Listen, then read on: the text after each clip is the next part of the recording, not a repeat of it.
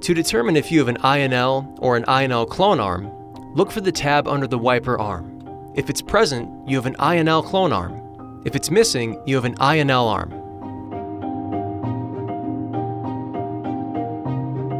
Here's how to install a Rain-X Silicone AdvantEdge blade on an INL clone arm.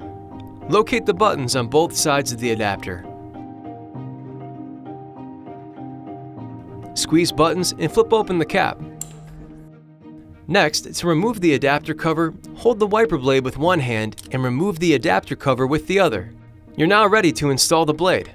After you've removed the old wiper blade, make sure the wiper arm is in the up position. Locate the tab on the back of the adapter. Slide over the tab on the arm, ensure the adapter is engaged, and rotate into place.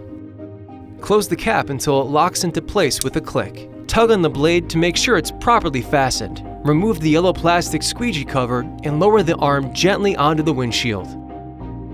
Installation is complete. You're ready to outsmart the elements with Rain-X Silicone AdvantEdge.